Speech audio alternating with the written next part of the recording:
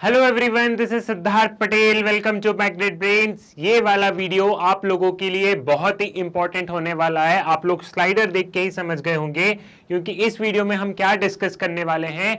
हम लोग डिस्कस करने वाले हैं जो आपकी बुक है इंडिया पीपल एंड इकोनॉमी, उसका chapter number 12, that is geographical perspective on selected issue का कंप्लीट चैप्टर रिवीजन। जो आपका कंप्लीट चैप्टर रिवीजन है, हम उसे करने वाले हैं। यानी कि ये वन शॉट वीडियो होने वाला है। इस एक ही वीडियो में हम इस पूरे चैप्टर को एक वीडियो में खत्म कर देंगे, एक वीडियो में समझ लेंगे।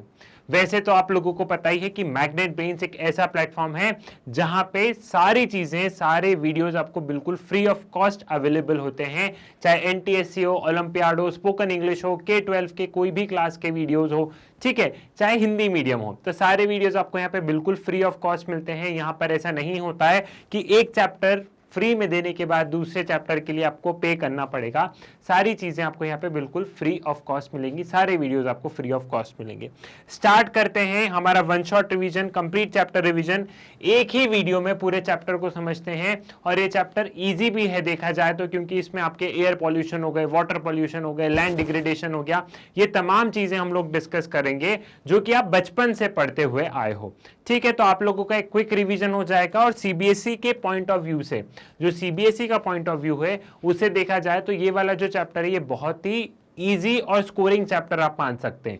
तो ये एक वीडियो आपका पूरा कमाल कर देगा। ठीक है, स्टार्ट करते हैं इन्वायरमेंट पोल्यूशन से, कि आप लोगों के लिए इन्वायरमेंटल पोल्यूशन को हम कैसे डिफाइन करेंगे। अगर किसी ने पूछा व्हाट इज इन्वायरमेंटल पोल्यूशन, तो आप क्या डेफिनेशन लिखेंगे।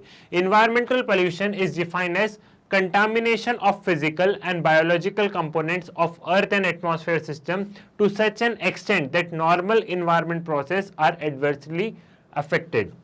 ठीक है, इन्वायरमेंट पॉल्यूशन को हम कुछ इस तरीके से डिफाइन कर सकते हैं कि जो हमारा जो नॉर्मल जो इन्वायरमेंट है, जो हमारा जो नॉर्मल बायोलॉजिकल, जो नॉर्मल हमारा जो फिजिकल इन्वायरमेंट है, जो आप लोग देख रहे हैं, पेड़, नदी, रोड, इनको हम इस हद तक इफेक्ट कर दे कि इस पूरे इन्वायरमेंट में चेंज आने लग जाए, ठीक है, तो उसे हम पॉल्यूशन कहेंगे। ठीक, हम कुछ इस हद तक इनमें ऐसा इफेक्ट डाल रहे हैं, हम कुछ इन्हें इस हद तक पॉल्यूट कर रहे हैं कि ये पूरे इन्वायरमेंट ही बदल गया, तो उसे मैं इन्वायरमेंटल पॉल्यूशन कहूंगा। अब इन्वायरमेंटल पॉल्यूशन देखो, अलग अलग तरीके से हम इसे क्लासिफाई कर सकते हैं। इन्वायरमेंटल पॉल्यूशन एक एयर पॉल्यूशन होता है, एक वाटर पॉल्यूशन होता है, एक लैंड पॉल्यूशन होता है, एक नॉइस पॉल्यूशन होता है। इन सभी पॉल्यूशन को हम डिटेल में डिस्कशन करेंगे, और जो कि आपने ऑलरेडी पढ़ा भी है। अब ये देखो, नॉर्मली अगर आप इस डेफिनेशन को ध्यान से देखोगे, जो डेफिनेशन मैंने अभी आपको बताई, तो ये है हमारा नॉर्मल इन्वायरमेंट। कुछ इस तरीके से हमारा इन्वायरमेंट होना था, लेकिन हमने इन्वायरमेंट को कुछ इस हिसाब से अफेक्ट किया, इंडस्ट्री से इस हद तक पानी को गंदा किया, इस हद तक इस इन्वायरमेंट में शोर किया कि हमारा जो इन्वायरमेंट है वो टोटली चेंज हो गया।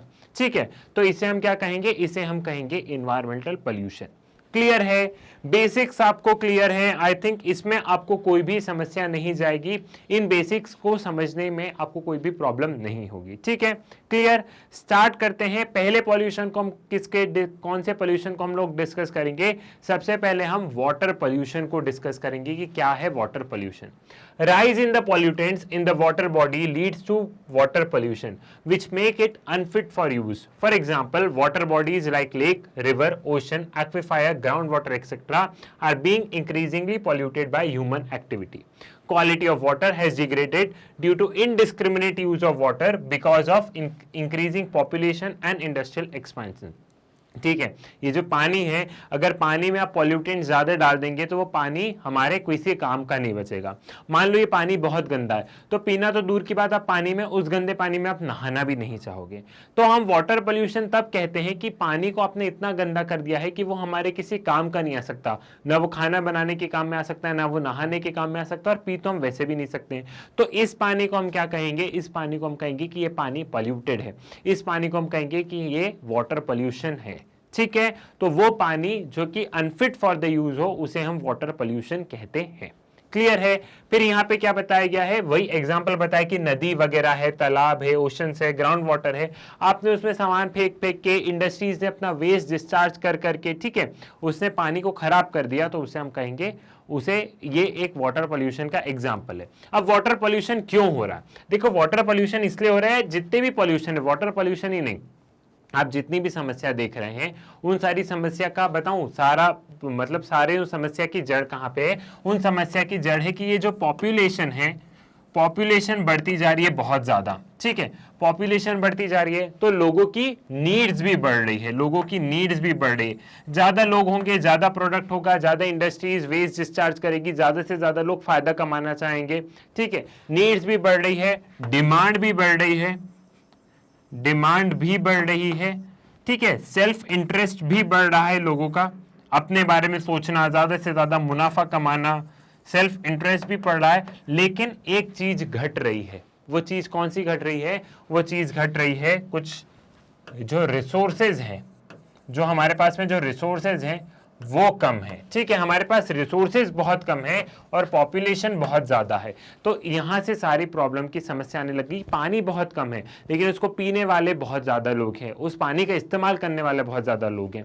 तो हमें ये मुद्दा कहां से आया कि हमें पानी को साफ रखना? वो इसलिए रखना है कि जो थोड़ा सा पानी अगर आप इसे भी गंदा कर दोगे तो हम हमारी इतनी बड़ी आबादी को क्या पिलाएंगे? हम हमारी इतनी आबादी को कहां से पानी देंगे? हम हमारे किसानों को कहां से पानी देंगे? तो रिसोर्सेज हो गए हैं कम, पॉपुलेशन हो गई है ज्यादा, तो सारी समस्याओं का जड़ यहां से शुरू हो गया है। क्लियर? समझ में आ गया? फिर अब पॉपुलेशन भैया देखो ज्यादा हो गई तो इंडस्ट्रियल एक्सपेंशन भी होने लग गया। अब हम बात करते हैं कि क्या करना है, हमें इंडिया को डेवलप करना है। अब अगर आपको इंडिया को डेवलप करना है तो दिखती सी बात है कोई भी कंट्री इंडस्ट्रीज से डेवलप होती है, बिना इंडस्ट्रीज के हम लोग डेवलप नहीं हो सकते। तो इंडस्ट्रीज तो आएगी, इंडस्ट्री लेकिन साथ में पॉल्यूशन भी लाएगी। तो हमें कुछ एक जो बोलते हैं ना मध्य रास्ते, एक मिडिल पाथ निकालना पड़ेगा। बिल्कुल इंडस्ट्री आए, हम बिल्कुल चाहते हैं इंडस्ट्री आए तभी डेवलपमेंट होगा, लेकिन इंडस्ट्रीज ग्रीन टेक्नोलॉजी के साथ में आए। इंडस्ट्रीज अपना सीवेज पानी में नहीं छोड़े, इंडस्ट्री उसे पानी, उसका गंदा जो पानी उसे साफ करके फिर छोड़े। मतलब ऐसे कुछ हमें ग्रीन टेक्नोलॉजी के टुवर्ड्स मूव करना होगा। क्लियर? एक बैलेंस बैठाना होगा। Surface water in river, canal, lakes, etc. is not pure. It contains small quantity of suspended particle, organic and inorganic substances. When concentration of these substances increase, the self-purifying capacity of water is unable to purify the water of these water body. अब यहाँ पे कहा गया है कि जो surface water रहता है, मतलब ये जो नीचे का जो पानी है, इस नीचे के पानी में क्या है? इस नीचे के पानी में ऑलरेडी थोड़ी सी गंदगी होती है, नॉर्मली होती है। क्यों होती है? यहाँ पे मिट्टी वगैरह है, ऑलरेडी पत्थर वगैरह है, तो यहाँ पे ऑलरेडी कुछ कुछ पार्टिकल्स हैं। तो ये वाला पानी थोड़ा सा गंदा है, बीच का पानी थोड़ा सा साफ रहता है ना। लेकिन अब क्या हो रहा है, नीचे की तो थोड़ी सी गंदगी है, लेकिन अगर आप ऊपर से भी गंदगी डाल रहे हो तो जो इस पानी की जो सेल्फ प्योरीफाइंग कैपेसिटी है वो खत्म होती जा रही है। जो पानी अपने आप को जो साफ करता रहता है वो कैपेसिटी खत्म होती जा रही है, क्योंकि नीचे से थोड़ा सा गंदा है, ऊपर से आप भी कचरा कूड़ा फेंक रहे हो, तो कितना मतलब कितना ही साफ होगा। ठीक है, सो ये समस्या देखने को मिल रही है। Then next, what are the sources of water pollution? Water pollution की क्या क्या सोर्सेज हैं उनको थोड़ा सा समझ लेते हैं। ठीक है, पहला है natural sources. These sources include erosion, landslide, decay and decomposition of plants, animal, etc. The sources, these sources make water polluted. एक तो है भैया देखो नेचुरल सोर्सेज, मतलब वो नेचुरली कोई इंसान वाटर को पोल्यूट नहीं कर रहा है, लेकिन नेचुरली कैसे? सपोज करो कि यहाँ पहाड़ है, ये पहाड़ है, ठीक है। अभी मैं फटाफट बना रहा हूं, नहीं तो मैं सुंदर सुंदर वैसे बनाता, हालांकि मेरी ड्राइंग अच्छी नहीं है, आप लोग जानते हैं, लेकिन ये पहाड़ है, ठीक है। अब लैंडस्लाइड्स वगैरह, ये पहाड़ टूट के यहाँ से पत्थर वगैरह सब टूट के इस पानी में गिरेंगे, तो ये नेचुरली हुआ, इंसान ने नहीं किया। लेकिन पानी तो अल्टीमेटली क्या हुआ? पानी को तो नुकसान पहुंचा। यहाँ पे जो पेड़ वगैरह थे वो सारे टूट के यहाँ पे गिरेंगे, यहाँ पे जो जानवर वगैरह थे वो जानवर पानी में गिर गए, तो अल्टीमेटली पॉल्यूशन हो रहा है, लेकिन वो नेचुरली हो रहा है, उसे किसी इंसान ने नहीं किया। ठीक है, अल्टीमेटली पॉल्यूशन हो रहा है लेकिन वो नेचुरली हो रहा है। अब बारी आई है ह्यूमन सोर्सेज की। दो industrial and agriculture and cultural activities, human being pollutes water, pollutants from human activities are major cause of concern. अब यहाँ पे कि ह्यूमन सोर्सेज से पोल्यूशन ज्यादा हो रहा है, नेचुरल से भी होता है लेकिन नेचुरल से कम हो रहा है और ह्यूमन सोर्सेज से ज्यादा हो रहा है। ह्यूमन से इंडस्ट्रियल सबसे ज्यादा कि इंडस्ट्री का ये जो पानी है, इस पानी को अपने कहां छोड़ दिया, इस पानी को अपने यहां पे छोड़ दिया। अब ये गंदा पानी जितना भी, उसको अपने नदी में छोड़ दिया। आप इस पानी को इस नदी में छोड़ने से पहले क्या करो, यहां पे आप इस पानी का एक सीवेज ट्रीटमेंट प्लांट लगाओ। क्या आप ये जो गंदा पानी है, इस पानी को आप यहां पे साफ करोगे, एकदम साफ कर दोगे, एंड देन आप डिस्चार्ज कर दो। भैया आप कहां छोड़े पानी, ये समस्या है। तो लेकिन आप इस पानी को साफ तो कर सकते हो ना, पानी को बहुत अच्छे से साफ कर दो, देन यहाँ पे करो। लेकिन जितना भी गंदा पानी है, डायरेक्ट सीवेज ट्रीटमेंट प्लांट में रुपए भी लगेंगे ना, मतलब और कौन इतनी माथापच्ची करे।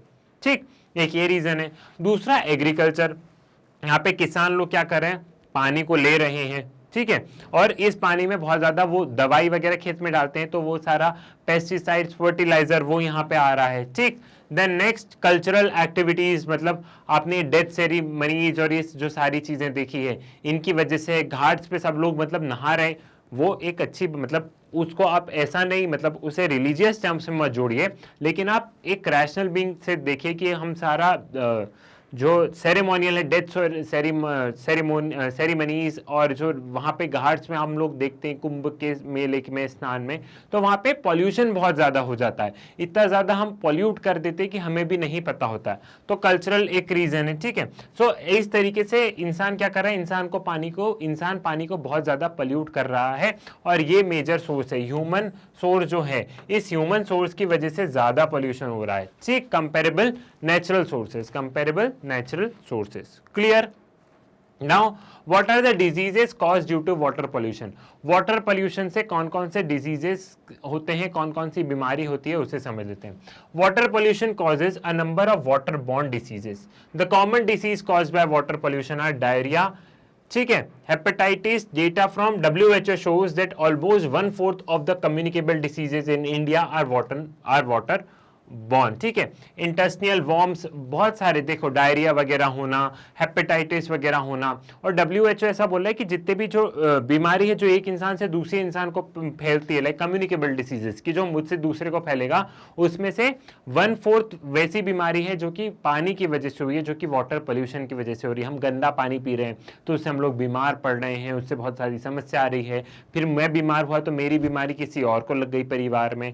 सो यहाँ पे डिसीजेस कम्युनिकेबल हो रहे हैं, और ये WHO का कहना है कि 1/4 जो इंडिया में जो कम्युनिकेबल डिसीजेज है, जो एक इंसान को दूसरे इंसान से फैल रहे हैं, उनमें से 1/4 हिस्सा सिर्फ और सिर्फ वाटर पोल्यूशन वाले डिसीजेस को जाता है, जो खराब पानी पीने या खराब पानी का इस्तेमाल करने से हुआ है। ठीक, क्लियर है। Now pollution in Ganga. अब थोड़ा सा हम गंगा के बारे में बात कर लेते हैं। एनसीईआरटी में इतना डिटेल में नहीं है, लेकिन तो भी थोड़ा सा आप यहाँ पे समझने की कोशिश करें, क्योंकि क्वेश्चंस आ सकते हैं एग्जाम में, तो हमें एक आध टॉपिक एक्स्ट्रा लेके भी चलना है। The pollution of river Ganga flowing through one of the most populous regions of the India is a cause of concern. To improve the condition of river, National Mission for Clean Ganga was initiated. The Namami Gange project was launched for the same. अब देखो, गंगा हम कहते हैं कि India की most prominent river है, और ये यहाँ पे देखा जाए तो गंगा बहुत सारी सिटीज, बहुत सारे स्टेट से होके गुजर रही है, ठीक है। सो यहाँ पे क्या है, इसलिए गंगा में पोल्यूशन बहुत ज्यादा है, ठीक। यूपी वगैरह यहाँ से सबसे होके गुजर रही है, तो हम देख रहे हैं कि बहुत ज्यादा स्टेट्स, बहुत ज्यादा सिटीज से होके गुजरी, तो गंगा में पोल्यूशन बहुत ज्यादा है। एक प्रोमिनेंट रिवर है, गंगा को हम लाइफलाइन कह सकते हैं इंडिया की। और नॉट ओनली, मैं होली टर्म्स में नहीं कह रहा हूँ, अगर आप नॉर्मली भी देखें तो इतने ज्यादा लोग गंगा के ऊपर डिपेंडेंट है, चाहे वो किसान हो चाहे कोई भी हो, ठीक है, गंगा के ऊपर बहुत ज्यादा लोग डिपेंडेंट है। तो उसके लिए अब गंगा को भैया साफ करना पड़ेगा, ठीक। गंगा का पानी गंदा हो गया है, तो गवर्नमेंट ने क्या किया, गवर्नमेंट ने एक प्रोजेक्ट लॉन्च किया, मतलब शुरू से ही बहुत ज्यादा प्रोजेक्ट लॉन्च हो रहे हैं गंगा पे, गंगा को साफ करने के लिए। लेकिन जो रीसेंट वन है वो है नमामि गंगे प्रोजेक्ट। अब नमामि गंगे प्रोजेक्ट क्या है, इसको थोड़ा सा हम लोग समझते हैं, क्योंकि कभी आपसे कोई क्वेश्चन पूछ लिया गया नमामि गंगे प्रोजेक्ट क्या है, तो आपको बनना चाहिए, एक आध टॉपिक एक्स्ट्रा कर लिया करो, संभावनाएं होती है।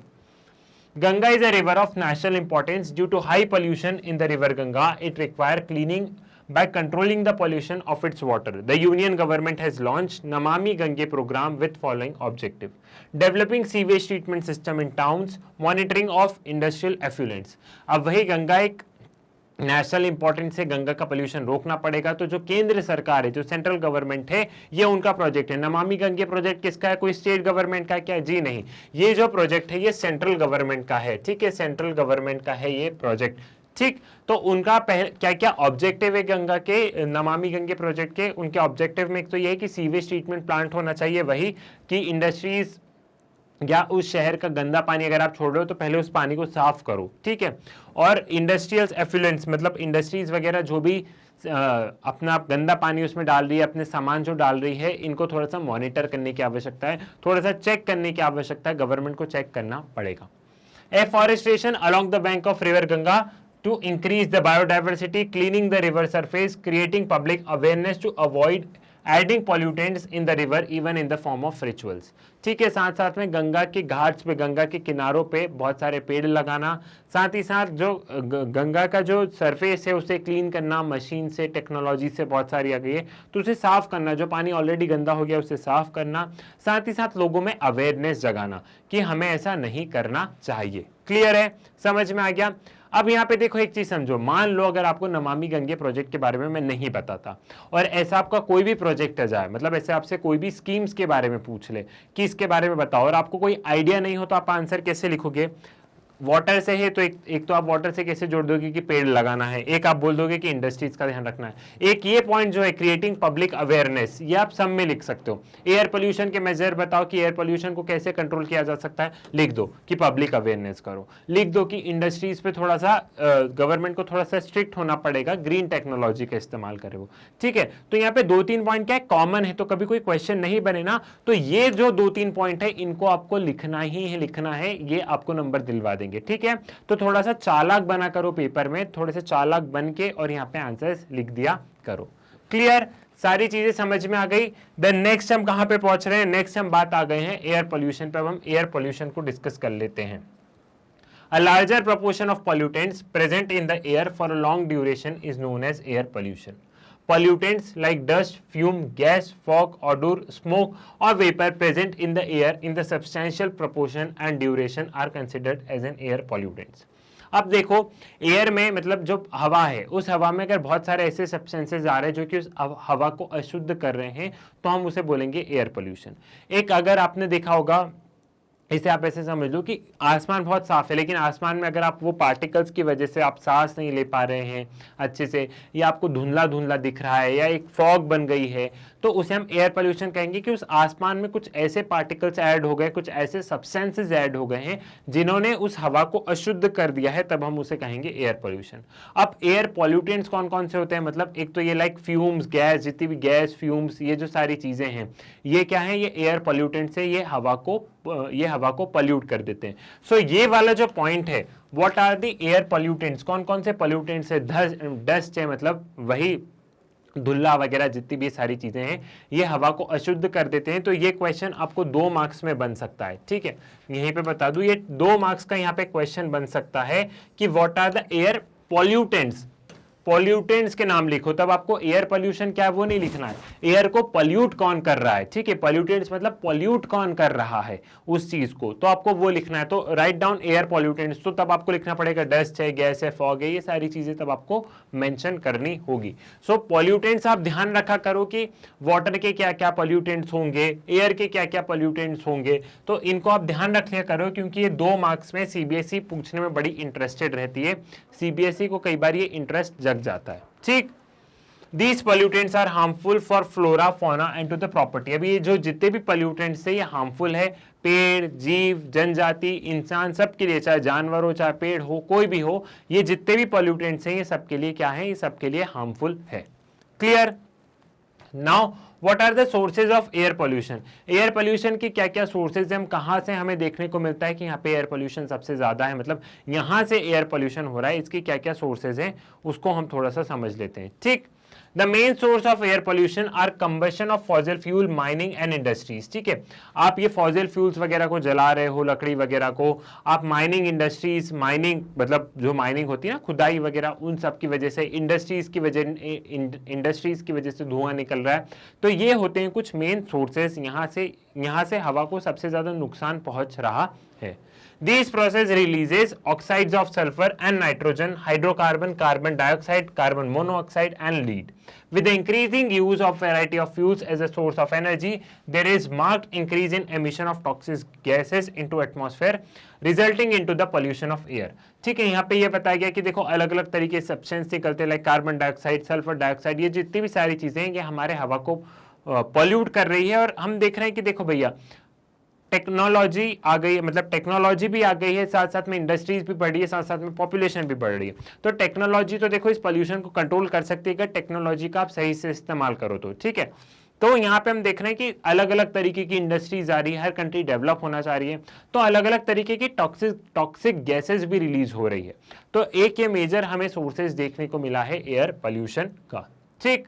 Now what are the consequences, अब एयर पोल्यूशन के क्या क्या कॉन्सिक्वेंसेज हैं, हमें क्या क्या भुगतान भरने पड़ेंगे एयर पोल्यूशन के, एक बार उसे भी हम थोड़ा सा समझते हैं। Various diseases related to the respiratory, nervous and circulatory system are caused by air pollution. A visible cover of smoky fog over the city called as urban smog is caused by air pollution. The smog has harmful effect on human health. अब यहाँ पे क्या बताया गया कि बहुत सारे देखो भैया, एक तो डिसीजेज हो जाते हैं, रेस्पिरेटरी प्रॉब्लम, सांस लेने में तकलीफ हो रही है, अस्थमा वगैरह की प्रॉब्लम हो रही है, ये सारे क्या हैं, ये सारे कॉन्सिक्वेंसेज है कि इंसान बीमार पड़ रहा है पॉल्यूशन से, सांस लेने में रेस्पिरेटरी प्रॉब्लम, अस्थमा वगैरह, ये सब कुछ एयर पॉल्यूशन का कहीं ना कहीं हाथ रहता है। साथ ही साथ आपने देखा होगा कि एक दिल्ली सबसे अच्छा एग्जाम्पल है यहाँ पे, कि पूरे दिल्ली पे आप दिवाली के बाद में देखो, आपने न्यूज में भी बहुत बार पढ़ा होगा, जैसी दिवाली निकले, ठीक है, दिवाली के बाद में न्यूज़पेपर में 2-3 दिन सिर्फ दिल्ली की तस्वीर आती है। क्यों आती है सिर्फ दिल्ली, और दिल्ली की तस्वीर क्यों आती है? वो इसलिए आती है क्योंकि दिल्ली के ऊपर एकदम हम कहें एकदम काला चादर बिछ जाता है ना, हम एकदम दिल्ली को कुछ इस तरीके से देखते हैं कि यहाँ पे आसमान में पूरा का पूरा काला धुआं काला धुआं काला धुआं ही दिखता है। तो ऐसे इसे हम अर्बन फॉग कहेंगे, अर्बन स्मॉग कहेंगे कि आसमान में पूरा काला चादर छा गया है। और ये काला चादर किसका है? ये काला चादर एक तरीके से आप कहो तो इन जहरीले जो पार्टिकल्स है जो कि हवा में है उनकी वजह से, ठीक है। अब दिल्ली में ऐसा क्यों होता है, उसका एक अलग रीजन है, सिर्फ दिवाली रीजन नहीं होता, और भी रीजन है, क्योंकि वहां पे किसान क्या करते हैं उस समय पे, ऐसा रहता है ना, आपने देखा होगा कि खेतों को आग भी लगाई जाती है, ठीक है, जिसे बोलते हैं पराली को जलाना, ठीक, कि गेहूं बोए, अब उसे सोयाबीन बोई है, गेहूं बोए, उसे जला दिए जाए, मतलब खेत को जब साफ करना होता है एक फसल के बाद से दूसरी फसल में, ठीक है, अभी खेत में एक फसल लगी है, इस फसल को काटा और फिर अब हमें दूसरी फसल बोनी है, तो इस फसल को जब काटेंगे तो खेत में बहुत सारा कचरा बच जाता है, उस कचरे को क्या करता है किसान जला देता है, ठीक है, उसे बोलते हैं पराली को जलाना, ठीक है, उस कचरे को जलाना। तो दिल्ली से लगा हुआ है, पंजाब हरियाणा ये सारी चीजें दिल्ली से लगी हुई है, तो यहाँ पे जब पंजाब और हरियाणा से क्या होता है, जब ये किसान ये जलाते हैं तो यहाँ की भी हवा दिल्ली के ऊपर आ जाती है। प्लस क्या होता है, प्लस ये होता है कि दिल्ली में भी पटाखे वगैरह फूट रहे हैं तो वो सारा भी ऊपर चले जाता है, मतलब आसमान में, ठीक। और साथ ही साथ दिल्ली के आसपास कोई ओशन वगैरह नहीं, लाइक मुंबई में क्या है, मुंबई में ओशन है तो वो हवा थोड़ी सी उस तरफ चली जाती है, तो एकदम मुंबई के ऊपर ऐसी चादर नहीं रहती है। लेकिन और दिल्ली के आसपास भी, लाइक अगर आप गाजियाबाद, नोएडा ये सारी चीजें देखो तो यहाँ पे इंडस्ट्रीज वगैरह है, तो इनका भी धुआं निकलता है, ये भी दिल्ली के ऊपर आ जाता है, तो इसलिए दिल्ली के ऊपर ऐसे हम अर्बन स्मॉग का ये पूरा कॉन्सेप्ट देखते हैं, ठीक। ये जो मैंने अभी आपको चीज बताई ना, ये यूपीएससी का जो सिविल सर्विसेज एग्जामिनेशन होता है उसमें क्वेश्चन आ चुका है कि दिल्ली में ही सारी समस्या क्यों है, मुंबई और यहाँ पे हमें इतना पोल्यूशन देखने को क्यों नहीं मिलता, दिल्ली में क्यों देखने को मिलता है। तो बहुत सारे फैक्टर्स हैं, और देखो मैंने आपको कितने काम की चीज बता दी जो कि बुक में नहीं लिखी थी। तो ऐसे हम लोग क्या देखते हैं, अर्बन स्मॉग वाला कॉन्सेप्ट आपको देखने को मिलता है, एयर पोल्यूशन की वजह से हम एक अर्बन स्मॉग वाला कॉन्सेप्ट देखते हैं। एसिड रेन जो होती है, ज्यादा एयर पोल्यूशन की वजह से एसिड रेन, जो हम लोग जो आपने सुना भी होगा कि पहली बारिश खराब भी होती है, और वो तो एक एसिड रेन भी क्या है, एसिड रेन भी इसी का नतीजा है, एयर पोल्यूशन का ही नतीजा है। क्लियर है? वाटर पोल्यूशन हो गया आपको क्लियर, एयर पोल्यूशन हो गया है क्लियर। अब हम पढ़ेंगे नॉइस पोल्यूशन। इससे पहले देखो मैं आपको एक चीज और बता दूं, वो चीज क्या है कि इस पूरे वीडियो में तो हम इस चैप्टर को पढ़ ही रहे हैं, लेकिन अगर आपको देखो टॉपिक वाइज पढ़ना है, अगर आपको सारी चीजें बहुत टॉपिक वाइज अच्छे से समझना है, टॉपिक वाइज एक्सप्लेनेशन चाहिए, तो इसका टॉपिक वाइज एक्सप्लेनेशन भी ऑलरेडी अपलोडेड है मैग्नेट ब्रेन्स पर। वो आप मैग्नेट ब्रेन्स के ऐप या मैग्नेट ब्रेन्स की वेबसाइट से वहां से देख सकते हैं, वहां से पढ़ सकते हैं, ठीक। ये बेसिकली क्या है, कंप्लीट चैप्टर रिवीजन, ठीक है, कंप्लीट चैप्टर रिवीजन है ये बेसिकली। तो यहाँ पे हम एक तरीके से रिवाइज कर रहे हैं। मैं यहाँ पे आपको सारी चीजें रिवाइज कर रहा हूं। अगर आपको किसी टॉपिक को और डिटेल में जाके पढ़ना है तो पर्टिकुलर टॉपिक पे जाना, पर्टिकुलर वीडियो पे जाना जिसपे वो टॉपिक डला होगा थंबनेल में, और वहां से पढ़ के आ जाना। ठीक है, तो टॉपिक वाइज एक्सप्लेनेशन मेंशन है। इट इज मोर और एवर कंप्लीट चैप्टर रिवीजन है। यहाँ पे हम क्या कर रहे हैं, रिवीजन कर रहे हैं। ठीक, वैसे तो मैं सारी कोशिश कर रहा हूं कि सारे कॉन्सेप्ट अच्छे से समझाऊं, लेकिन बाय चांस अगर आपको किसी एक टॉपिक को डिटेल में पढ़ना हो तो मैंने सोचा एक बार आपको इन्फॉर्म कर दूं कि टॉपिक वाइज एक्सप्लेनेशन भी मैग्नेट ब्रेन्स पर मिल जाएगा, क्योंकि रिवीजन में कुछ कुछ चीजें ऐसी होती है कि स्पीड से हम लोग मूव ऑन कर जाते हैं। ठीक है, अब बारी आती है हमारे नॉइस पोल्यूशन की, कि नॉइस पोल्यूशन क्या होता है। नॉइस पोल्यूशन को अब हम यहाँ पे समझ लेते हैं। It is harmful level of noise that create a state which is unbearable and uncomfortable to human being।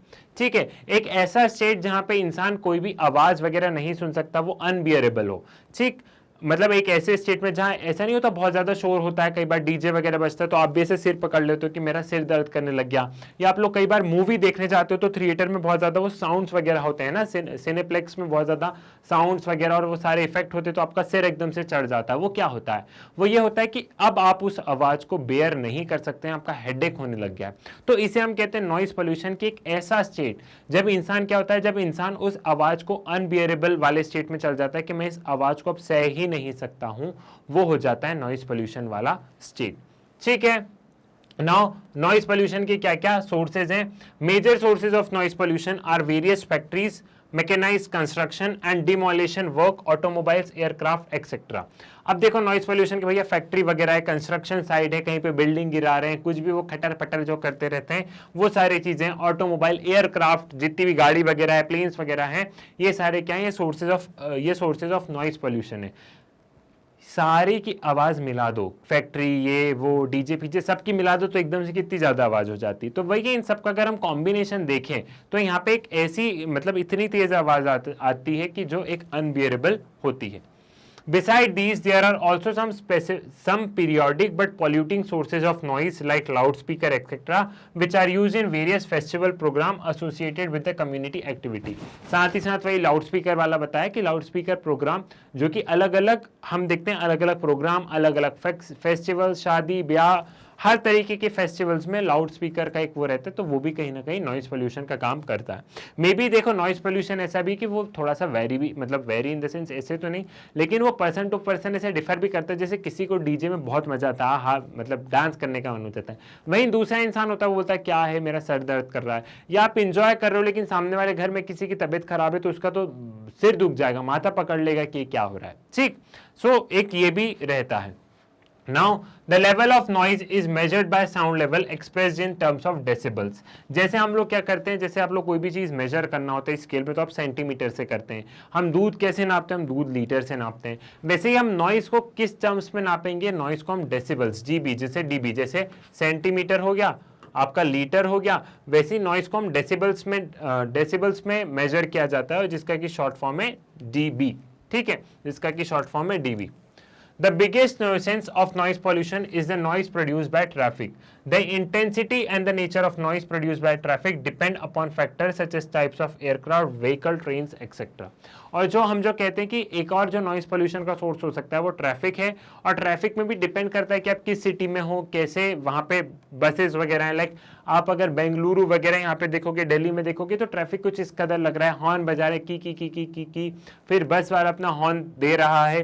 ठीक है, तो एक ट्रैफिक की वजह से भी कई बार मैं गाड़ी चलाता हूँ, पीछे से कोई हॉर्न दे रहा होता है तो मेरा भी सर ऐसे ठनक जाता है कि यार क्या है ना, कि भाई तू हॉर्न मत बजा, जगह होती तो मैं तेरे को खुद जगह दे देता, लेकिन जगह नहीं है तभी जगह नहीं दे पा रहा हूँ। लेकिन पीछे से भाम भाम पौ पौ हॉर्न बजाते हैं तो क्या होता है, हॉर्न बजाते हैं तो वो असहनीय होता है।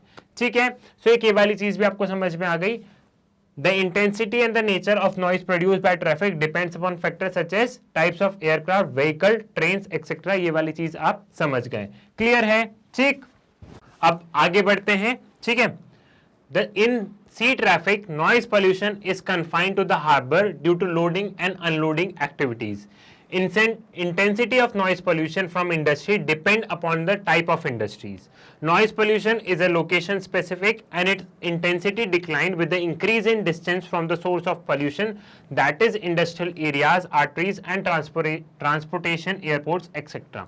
अब यहाँ पे बताया गया कि देखो भैया सी वगैरह में भी होता है। सी वगैरह में क्या होता है, क्योंकि आपने जो पोर्ट्स वगैरह देखे होंगे है ना, जो किनारे होते हैं, जो समुद्र के किनारे होते हैं, जो पोर्ट्स होते हैं जहां से सामान को लोड और अनलोड किया जाता है, मतलब सामान उतारा जाता है और सामान चढ़ाया जाता है शिप में, तो वहां भी जोर से सामान फेंक रहे हैं, उठा रहे हैं, तो वहां भी बहुत ज्यादा पॉल्यूशन होता है।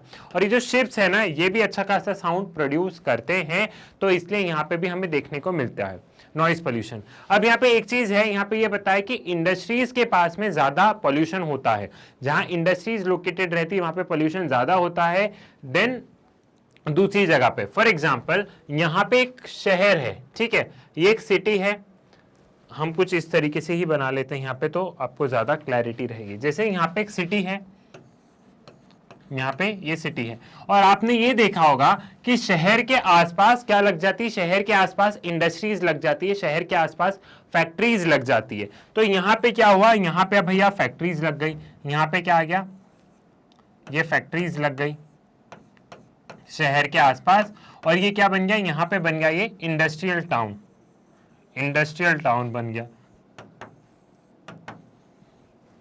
आप जितने भी शहरों को देखेंगे, जितने भी आप वेल डेवलप्ड सिटी को देखेंगे, वो कुछ इस हिसाब से डेवलप हुई है। पहले शहर बना, वहां इंडस्ट्रीज, मतलब ऐसी सारी चीजें बन गई है।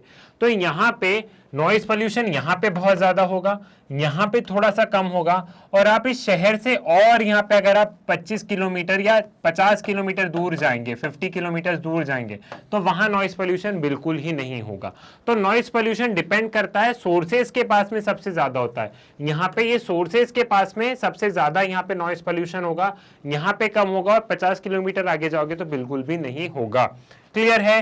सो ये वाला कॉन्सेप्ट वहां पे आपको समझाने की कोशिश की गई थी। यहाँ पे ये वाला जो स्टेटमेंट है, noise pollution is a location specific, ये क्यों कहा गया है noise pollution is a location specific, क्योंकि जहां सोर्स रहता है वहां पे सबसे ज्यादा पोल्यूशन देखने को मिलता है।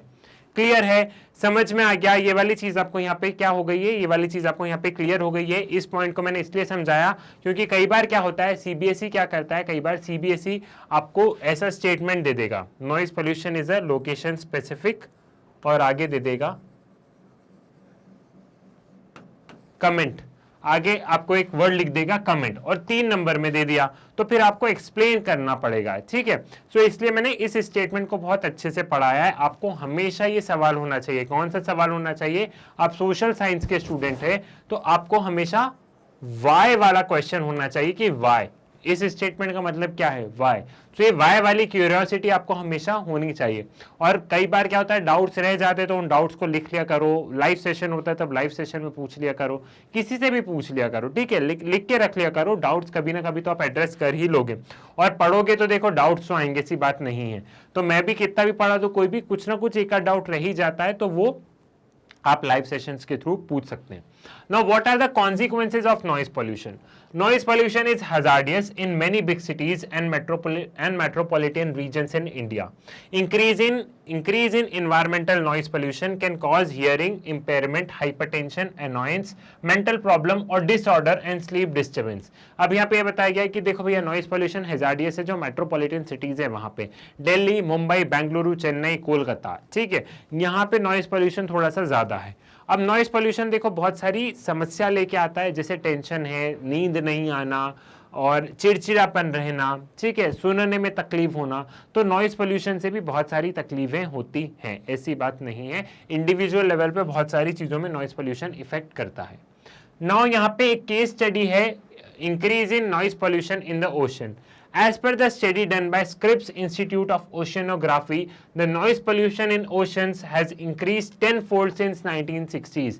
1960s के मुकाबले अगर हम आज देखें तो आज 10 यहाँ पे ज़्यादा, 10 फोल्ड ज़्यादा नॉइस पोल्यूशन हमें देखने को मिला है, 10x हमें ज़्यादा नॉइस पोल्यूशन देखने को मिला है।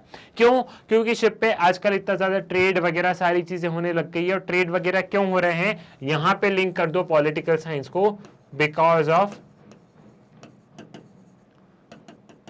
Because of globalisation. ग्लोबलाइजेशन पढ़ाया है ना मैंने, तो ग्लोबलाइजेशन की वजह से ट्रेड वगैरह ज्यादा होने लग गए हैं और 10x की स्पीड से सारी चीजें होने लग गई है, तो यहाँ पे इसलिए नॉइस पोल्यूशन बहुत ज्यादा देखने को हमें मिला है। अब बारी आती है लैंड डिग्रेडेशन की, या आप इसे लैंड पॉल्यूशन कह दो, लैंड डिग्रेडेशन कह दो, हम इसे समझ लेते हैं। लैंड डिग्रेडेशन मतलब क्या है कि एक अच्छा भला एक जमीन थी, वो बंजर जमीन हो गई है। आपको जमीन देख के ऐसा नहीं कह सकते कि ये बंजर जमीन हो गई है, तो वो हो गया लैंड डिग्रेडेशन। तो यही है कि एक अच्छा भला जमीन थी, उसको आपने बंजर बना दिया। लैंड डिग्रेडेशन को हम कैसे डिफाइन करेंगे? Land degradation in terms refers to a temporary और a permanent decline in productive capacity of the land. मतलब किसी भी लैंड की टेम्पररी या परमानेंट क्या हो गया, उसकी प्रोडक्टिविटी डिक्लाइन हो गई। एग्जाम्पल से समझते हैं। एग्जाम्पल से कैसे समझेंगे? ये एक इमेज देखिए। एक समय पे ऐसा हुआ करता था कि यहाँ पे मान लो बहुत सारे खेत हैं, ठीक है, यहाँ पे बहुत सारी फील्ड्स है, बहुत सारे खेत थे, वहां पे लोग किसान अपनी फसल लगा रहे थे। लेकिन क्या हुआ, 100 साल में या 200 साल में क्या हुआ, इस लैंड की ये हालत बन गई। यहाँ पे अब कुछ नहीं हो रहा है, इस लैंड की प्रोडक्टिविटी खत्म हो गई। यही अगर हम 100 साल पहले चल जाए तो इस जमीन पे बहुत सारी फसल होती थी और किसान बहुत ज्यादा रुपए कमाते थे। तो किसी भी लैंड की प्रोडक्टिविटी घट रही हो या किसी भी लैंड की प्रोडक्टिविटी खत्म ही हो गई हो या घट रही हो, तो उसे हम बोलेंगे कि लैंड डिग्रेडेशन का पार्ट है। अब प्रोडक्टिविटी देखो परमानेंटली भी जा सकती है और टेम्पररी भी जा सकती है। टेम्पररी मतलब कि ठीक है, हम पहले से समझ गए कि हाँ इस खेत से प्रोडक्शन कम हो रहा है, ठीक है, इस फील्ड से प्रोडक्शन कम हो रहा है, तो हमने कुछ उपाय किया तो ठीक है। लेकिन आप बार बार उसी पे कुछ ना कुछ करते जा रहे हो, कुछ ना कुछ करते जा रहे हो, तो एक दिन परमानेंटली वो चीज वैनिश भी हो जाती है। क्लियर? ये चीज आपको यहाँ पे समझ में आ गई, ये वाली चीज आपको क्लियर है। Agriculture land is facing an increasing pressure, not yet only due to limited availability but also deterioration, destruction of quality of agriculture land. Land degradation is caused by soil erosion, water logging, salination and alkalination of the land. ठीक है, जो agriculture land है उन पे सबसे ज्यादा क्या करे, उनके ऊपर सबसे ज्यादा प्रेशर है, वो सबसे ज्यादा वहां लैंड डिग्रेडेशन हो रहा है। वहां क्यों हो रहा है? अब यहां पे वापस सवाल आया कि why agriculture land, why agriculture land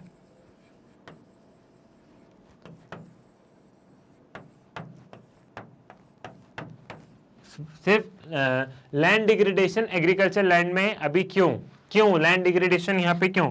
reason being, सबसे पहले आप क्या लिखोगे, ऐसा सवाल आएगा कि एग्रीकल्चर लैंड में सबसे ज्यादा लैंड डिग्रेडेशन हो रहा है, रीजन बताओ, स्टेट द रीजन।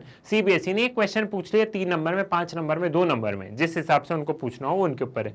तो क्या आंसर लिखोगे? पहला स्टेटमेंट आप लोग लिखोगे कि इंडिया क्या है, इंडिया एक एग्रेरियन कंट्री है, ठीक है, हम ऐसा कहेंगे कि इंडिया क्या है, एक अग्रेरियन कंट्री है। दूसरा, क्योंकि यहां पे क्या है, मोस्ट ऑफ द पीपल यहीं पे एम्प्लॉयड है, most people are employed here only, most people are employed here only. दूसरी चीज ये हो गई। उसके बाद में क्या है कि हमारे यहाँ किसानों की सुसाइड रेट वगैरह बहुत है, और किसान को हमारा जो मतलब जो खेती है वो किस पे डिपेंडेंट है, वो मॉनसून पे डिपेंडेंट है। अभी थोड़ा सा माहौल बना रहे हैं हम आंसर का, ठीक है, अभी हम थोड़ा सा क्या कर रहे हैं, अभी हम थोड़ा सा माहौल बना रहे हैं यहाँ पे आंसर्स का, अभी हम थोड़ा सा यहाँ पे आंसर्स का माहौल बनाते हैं। इंडिया एक एग्रेरियन कंट्री है, ज्यादा से ज्यादा लोग एग्रीकल्चर पे डिपेंडेंट है, और इंडिया का जो एग्रीकल्चर है वो मानसून पे डिपेंडेंट है। अब किसान को क्या चाहिए? किसान ऑलरेडी इकोनॉमिक बैकवर्ड है, किसान को ऐसा चाहिए कि मेरी फसल इतनी ज्यादा हो कि मुझे उसका अच्छा भाव मिले। अब आजकल क्या हो रहा है, खेतों में बहुत ज्यादा नई नई बीमारियां आने लगी, तो किसान क्या कर रहा है, ज्यादा से ज्यादा पेस्टिसाइड्स का उपयोग हो रहा है, ठीक है, पेस्टिसाइड्स, फर्टिलाइजर, इनका ज्यादा से ज्यादा उपयोग हो रहा है, तो वो लैंड को खराब कर रहे हैं, ठीक है। किसान ज्यादा से ज्यादा फसल बो रहा है, अपना खेत खाली नहीं होता उससे पहले वो मतलब मान लो अभी एक फसल कटी और किसान तुरंत सोचता है कि मैं दूसरी फसल लगा दूं, उस पर बिल्कुल भी सनलाइट वगैरह उस खेत को ऐसा नहीं कि 4-5 महीने आराम करने दे रहा है, ठीक है, मतलब आराम मतलब ताकि उस सॉइल की क्या हो, उस सॉइल में हम देखें एक तरीके से प्रोडक्टिविटी बढ़े, ठीक है। तो ऐसा नहीं कि उस खेत को उसने खाली छोड़ा कि ऐसी सनलाइट पड़ेगी तो मेरे खेत में क्या होगा, मेरे खेत में और अच्छी फसल होगी, लेकिन नहीं, अभी तो क्या है, कंपटीशन का दौर है, कैपिटलिज्म वाला है, तो वो वहां पे भी चलता है, ठीक है, कि मुझे ज्यादा से ज्यादा फसल लगानी, मुझे ज्यादा से ज्यादा रुपए कमाने हैं, तो खेत को वो लोग खाली छोड़ते ही नहीं, अभी एक फसल कटी दूसरी फसल लगा दी। तो इससे ऑटोमेटिकली क्या हो रहा है, लैंड डिग्रेड हो रहा है, मतलब आप लैंड पे आपने इतना ज्यादा प्रेशर बना दिया है आपने अपनी नीड के लिए कि उसका ऑटोमेटिकली वो डिग्रेड होने लग गया। अब उसमें किसान को हम सेल्फिश इसलिए भी नहीं कह सकते क्योंकि भैया ऑलरेडी वो तो किसके मारा है, वो तो ऑलरेडी मौसम और ऐसा है ना, किस्मत के मारे हुए लोग हैं, मतलब वो तो ऑटोमेटिकली, क्योंकि मॉनसून भी उनके ऊपर डिपेंडेंट है, लोगों को कर्जा भी देना है तो वो इसलिए अपना काम करते हैं, ठीक है। सो ये सारी चीजें हैं जिसकी वजह से क्या हो रहा है, एग्रीकल्चर लैंड डिग्रेड होते जा रही है। तो इसका भी वाई वाला क्वेश्चन बनेगा तो आप आराम से आंसर कर देंगे। अगर सीबीएसई आपसे ऐसे कोई क्वेश्चन पूछता है तो आप बहुत अच्छे से आंसर कर देंगे। और देखो वाई वाले क्वेश्चन के आंसर इसलिए भी बताना है क्योंकि जब आप कॉम्पिटिटिव लेवल पे जाओगे, जब आप कॉम्पिटिशन में जाओगे तो यही वाई वाले क्वेश्चन से सवाल बनते हैं। क्लियर है। अब देखो लैंड डिग्रेडेशन का एक और क्या बताया, वाटर लॉगिंग, सॉइल इरोजन। पानी जब खेत में फसलों के लिए जब पानी हम खेत में छोड़ते हैं, पानी जरूरत होती है तो इतना पानी हम खेतों में भर देते हैं कि उसमें मतलब हम लोग देखते हैं कि पूरा वो खेत ही खराब कर देते हैं। तो कुछ रीजंस ये भी होते हैं, ठीक है। If the land is consistently use without managing it's fertility it become degraded and it productivity also decline. वही है कि अगर लैंड आपने अच्छे से यूज नहीं कर रहे हो, आप ध्यान नहीं दे रहे हो कि उसकी फर्टिलिटी को कैसे इनहेंस किया जाए, तो वो कंटिन्यूसली धीरे धीरे एक दिन वो लैंड बंजर जमीन हो जाएगा, ठीक। Though not all degraded lands come in the wasteland category though not all degraded land come in wasteland category, but when the process of degradation is not checked, it leads to the conversion to the wasteland. The National Remote Sensing Center (NRC) has classified the wasteland by using remote sensing technique. अब यहाँ पे देखो क्या होता है कि सारे degraded land को हम वेस्टलैंड नहीं कहेंगे। इसका फिर से इस स्टेटमेंट का क्या मतलब है कि सारे डिग्रेडेड लैंड को हम वेस्टलैंड नहीं कहेंगे। इस स्टेटमेंट से आप क्या समझेंगे, फॉर एग्जाम्पल ये खेत है, इस खेत में क्या हो रहा है कि प्रोडक्टिविटी कम हो रही है, लेकिन प्रोडक्टिविटी अभी कम हो रही है लेकिन कुछ तो हो रहा है ना, तो ये जो लैंड है ये वेस्टलैंड के टुवर्ड्स बढ़ रहा है, लेकिन वेस्टलैंड नहीं हुआ है, अभी कुछ तो हो रहा है। अब अगर वो किसान इस पे ध्यान ही नहीं देगा तो एक दिन ये लैंड जरूर वेस्टलैंड बन जाएगा। लेकिन अगर किसान ने ध्यान दे दिया कि 4 साल से देख रहा हूं मेरे खेत में फसल कम हो रही है, मेरे खेत में वो प्रोडक्शन नहीं आ पा रहा है, तो हो सकता है किसान फिर उस खेत को थोड़ा सा इंप्रूव कर ले, वहां पे थोड़ा सा सॉइल फर्टिलिटी पे ध्यान दे दे, तो वेस्टलैंड वो कभी नहीं बनेगा। तो अब अपने को क्या करना रहता है, लैंड को तुरंत मतलब लैंड को चेक करते रहो कि लैंड जो है उसमें फर्टिलिटी वगैरह सही तो है, उसमें वेस्टलैंड वो वेस्ट लैंड में तो नहीं कन्वर्ट हो रहा है, ठीक है। तो इसलिए कहते हैं कि सारे डिग्रेडेड लैंड वेस्टलैंड नहीं होते हैं। अगर हम लैंड को समय समय पे चेक कर लेते हैं, भले ही प्रोडक्टिविटी कम हो रही है तो हम उसे वापस सुधार कर सकते हैं। क्लियर है, सारी चीजें समझ में आ गई। ये वाली चीज आपको यहाँ पे क्या हो गई, ये वाली चीज आपको क्लियर हो गई। अब देखो वेस्टलैंड कौन सा इंस्टीट्यूशन है, कौन सी बॉडी है जो कि किसी लैंड को बता देती कि वेस्टलैंड है, वो है नेशनल रिमोट सेंसिंग सेंटर, ठीक है। इनका काम है national remote sensing centre.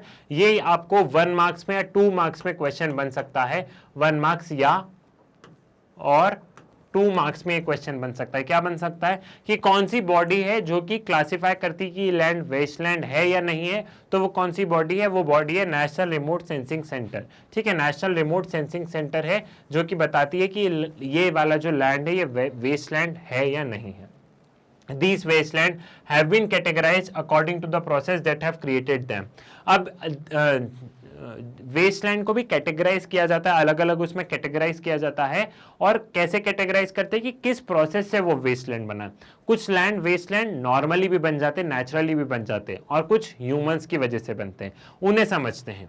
These are wasteland formed by natural agents. These are wastelands which are primarily caused by natural agents such as desert or coastal sands, barren rocky areas, steep sloping land and glaciers area. ठीक है। अब कुछ land पे कुछ भी नहीं होता, वो एकदम वेस्ट लैंड कैसे होते हैं, क्योंकि वो नेचुरली होता है। अब कहाँ पे बहुत ज्यादा बर्फबारी हो रही है तो वहां पे नहीं होगी फसल। कहीं पे जो हम समुद्र के पास वाला एरिया देखते हैं, ठीक है, जो कोस्टल एरिया देखते हैं, वहां पे समुद्र का इतना खारा पानी आता है तो वहां पे वो लैंड वेस्ट लैंड ही है। तो ये तो नेचुरली है ना, वहां पे समुद्र का पानी आ रहा है, कोई इंसान लेके नहीं आ रहा, बर्फ अपने आप गिर रही है, ठीक है। तो ये नेचुरली क्या हो रहा है, है यहाँ पे लैंड नेचुरली वेस्ट लैंड में कन्वर्ट हो रहा है। तो एक तो हो गया नेचुरल वाला, नेचुरल प्रोसेस हो गई, और दूसरी क्या हो गई, दूसरी होगी यहाँ पे ह्यूमन फैक्टर्स। कुछ ह्यूमन फैक्टर्स होते हैं जो कि इंसान की वजह से वो लैंड क्या हुआ, इंसान की वजह से वो लैंड वेस्ट लैंड में कन्वर्ट हो गया। ठीक है, कुछ इंसान की वजह से वो लैंड वेस्ट लैंड में कन्वर्ट हो गया। Wasteland are formed by man made processes.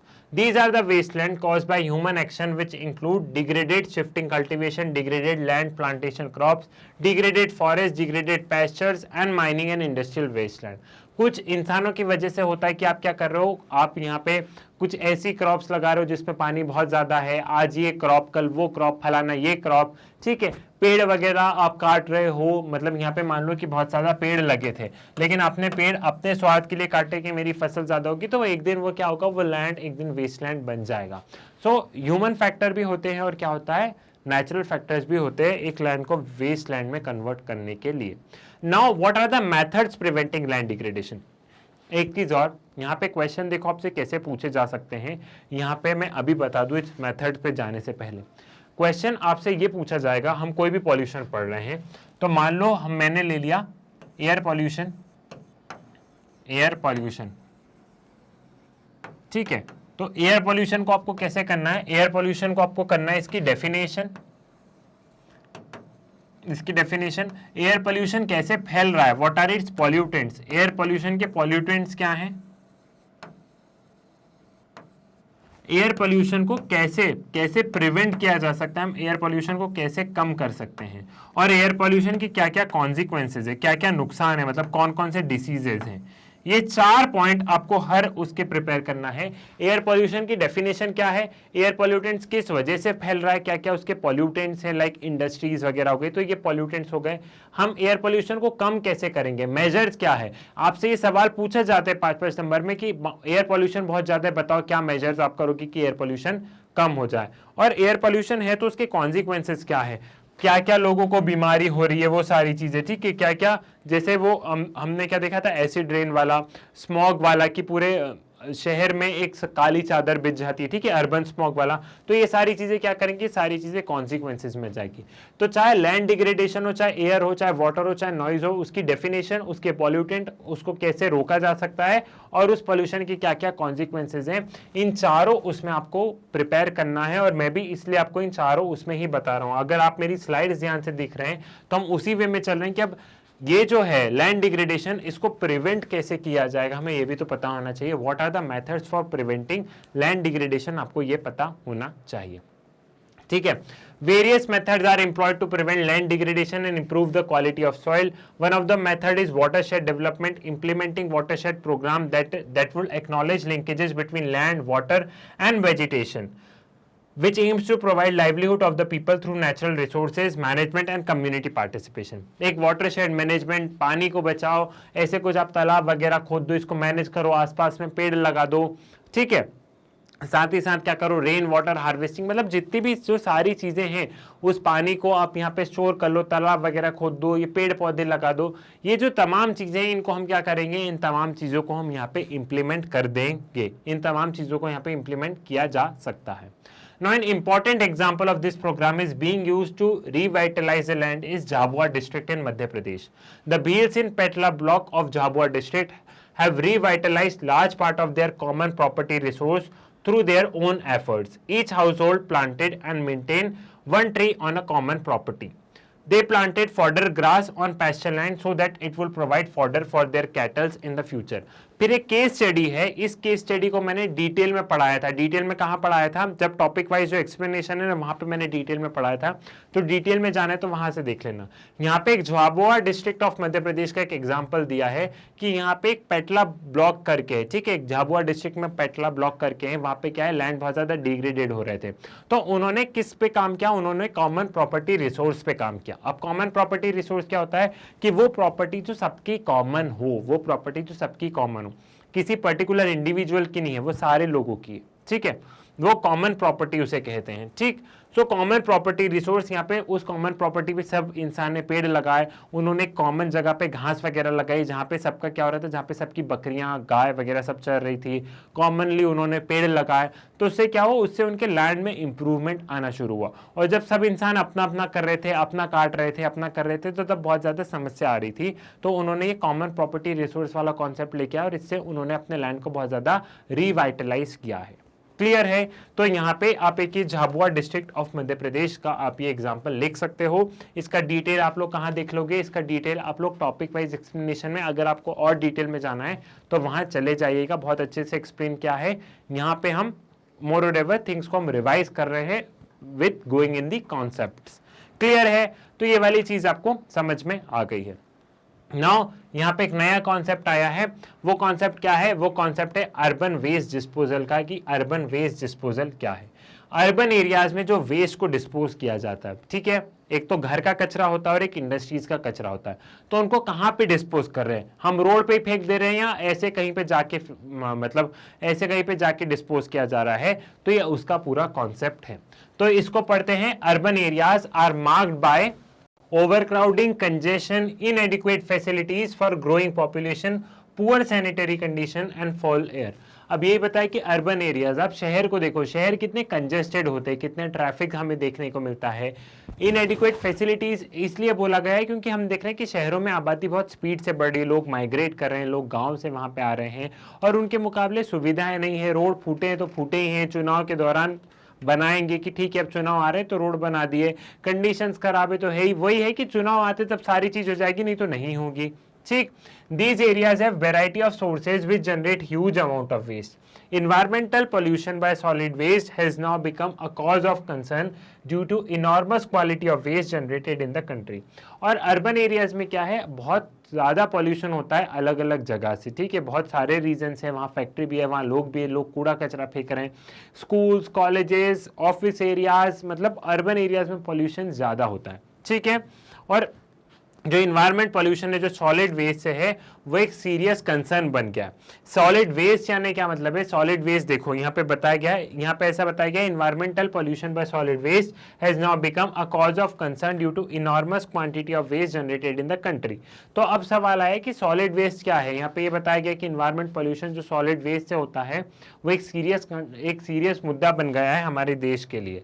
तो सॉलिड वेस्ट क्या है? Solid waste refers to various old and unused articles such as small stain, metal pieces, broken glassware, plastic container, polythene bags, CDs, floppies, etc. dumped at different places.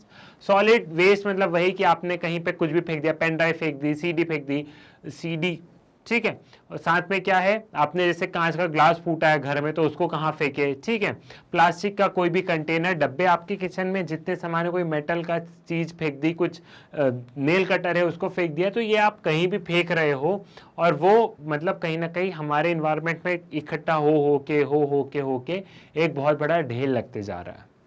These discarded are also termed as refuse garbage and rubbish. India is facing a serious problem of urban waste disposal. India एक urban waste disposal की serious problem face कर रहा है। ये जो urban population में जो waste generate हो रहा है इसका हम क्या करें? गांव में वेस्ट जनरेट होता है तो क्या होता है, गांव में बहुत खुली जगह होती है, गांव में तो इंसान कहीं पे भी, इतने खाली खाली प्लॉट, ये तो गांव में समस्या नहीं आती। लेकिन शहरों में ये कि फ्लैट में लोग रह रहे हैं, वो कहाँ फेंके इतना जो वेस्ट है, हम कहीं भी चलते फिरते से फेंक रहे हैं, आइसक्रीम खाई वहीं फेंक दिया हमने, ठीक है। तो ये जो अर्बन वेस्ट डिस्पोजल वाला है ये इंडिया की एक सीरियस प्रॉब्लम है, क्योंकि इंडिया अर्बनाइजेशन के टुवर्ड्स मूव कर रहा है। इंडिया क्या है? इंडिया अर्बनाइजेशन के टुवर्ड्स मूव कर रहा है, तो ये सारी समस्या देखने को मिल रही है हमें यहाँ पे, ठीक। About 90% of solid waste is collected and disposed of in metropolitan cities like Mumbai, Kolkata, Bengaluru and Chennai.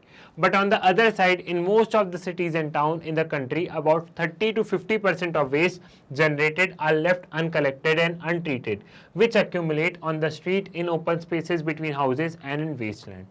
अब यहाँ पे कि देखो भैया, जो 90% वेस्ट है जो बड़े बड़े शहरों का, मुंबई, दिल्ली, बेंगलुरु, चेन्नई, यहाँ से तो चलो वेस्ट कलेक्ट कर रहे हैं, और वहां से भी कितना, मात्र 90% 5%, 10% तो भी छूट ही जा रहा है, तो भी वेस्ट कलेक्ट हो पा रहा है। लेकिन जो नए नए शहर बन रहे हैं, जो छोटे छोटे शहर बन रहे हैं, वहां से इन वेस्ट को कलेक्ट करना बहुत मुश्किल हो पा रहा है, वहां से इन वेस्ट को कलेक्ट करना बहुत मुश्किल हो पा रहा है, लोग कहीं पे भी फेंक दे रहे हैं। तो ये जो नई जो सिटीज बन रही, जो ग्रोइंग जो अर्बन एरियाज है, वहां पे एक सीरियस इशू बन गया है। जो नई सिटीज है वहां पे सिर्फ हम 50% तक वेस्ट कलेक्ट कर पा रहे हैं, बाकी 50% हम नहीं कलेक्ट कर पा रहे हैं। ठीक है, now the sources of solid waste are categorised into 2 types. ठीक है, now what are the sources of solid waste? पहला है हाउसहोल्ड और domestic waste. Establishment waste generated by domestic establishment is disposed of either in public land or private contractor sites. Industrial और commercial establishment, दूसरा है industrial और commercial establishment. Municipal bodies collect the solid waste of industrial units and dispose of these at low-lying public grounds, that is landfill areas. अब एक तो देखो waste ऐसा होता है घर का, वही मैंने बताया कि कांच का ग्लास टूट गया, किचन का एक डब्बा फेंकना है, कोई पुराना कोई मेटल का कुछ पड़ा होगा उसको फेंकना है, एक रॉड पड़ी उसको फेंकना है। तो या तो हम क्या करते हैं, मतलब आजकल तो क्या होता है, वो आपने गाना सुना होगा, गाड़ी वाला आया जाके कचरा निकाल, मतलब हर शहर में अलग अलग होता है। लेकिन मतलब एक ये कचरे वाला, जब से स्वच्छ भारत अभियान है तो एक वो गाना वो लोग चलाते हैं। ठीक है, तो हर सिटी का थोड़ा अलग अलग गाना है, मैंने अधिकतर ये वाला गाना सुना है, गाड़ी वाला आया जाके कचरा निकाल। ठीक है, तो मुझे वो ध्यान है। सो आजकल तो ऐसे होने लगे कि घर पे कचरा मांगने आते तो आप दे दो, मतलब, लेकिन पहले ऐसा था कि आ रहे हैं, नहीं आ रहे हैं, कुछ दिन लग गए हैं।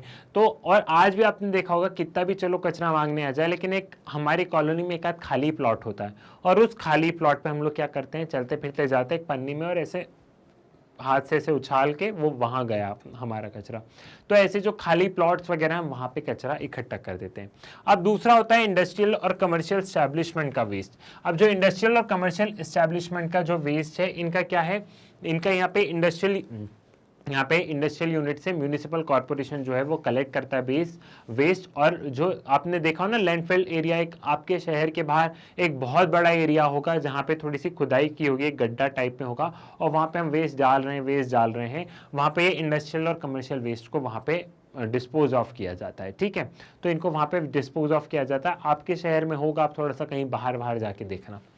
Disposal of industrial waste has increased because of the high concentration of industrial units in and around urban areas. अब ये जो इंडस्ट्रियल वेस्ट है इनका भी ये इंक्रीज होने लग गए हैं।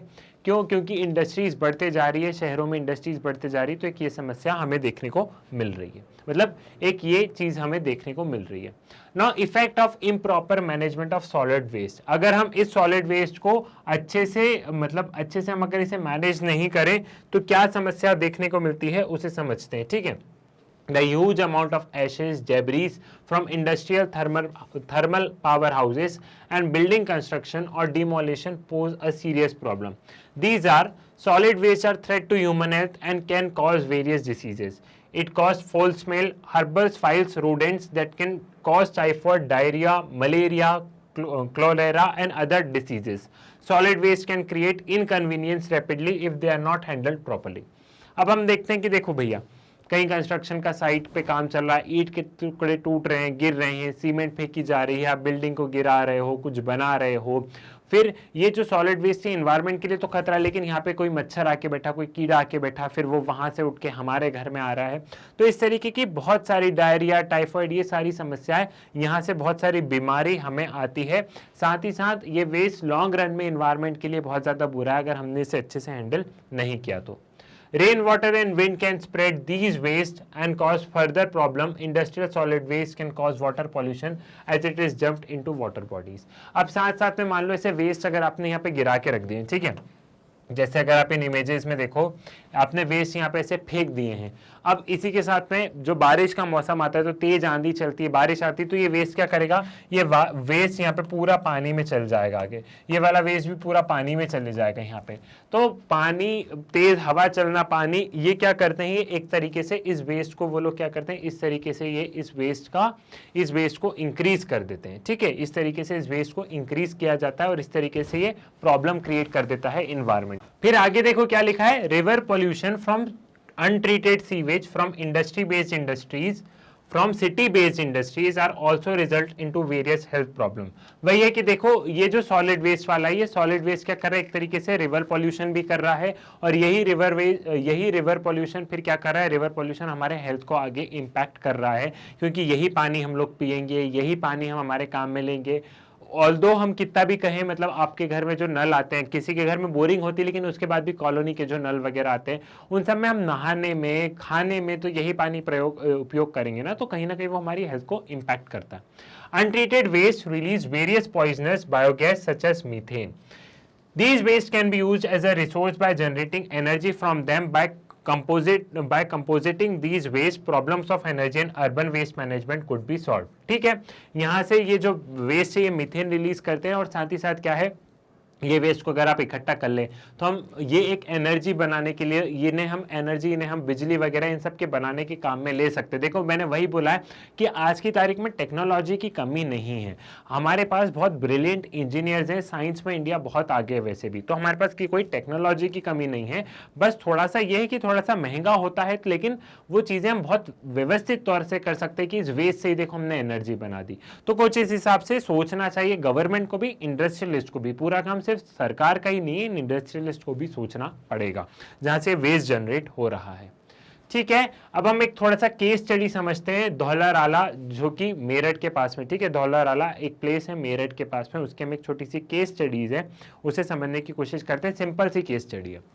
A role model to restore the ecology and safeguard human health in Dhaularala near Meerut. People took initiative to restore the ecology and safeguards the human health on the basis of universal law, polluters pay। अब ये धौलाराला में उन्होंने एक principal पॉल्यूटर्स पे कि जो नुकसान करेगा, जो पॉल्यूट करेगा वो पे करेगा, जो पॉल्यूट कर रहा है वो पे करेगा, इस प्रिंसिपल्स पे उन्होंने काम करना शुरू किया। और धौलाराला में क्या है, बहुत ज्यादा इंडस्ट्रीज वगैरह सिचुएटेड है, ठीक, तो वहां का जो इन्वायरमेंट है वो बहुत ज्यादा गंदा हो गया था, तो उस इन्वायरमेंट को इन्होंने कैसे सॉल्व किया है उसे हम समझते हैं।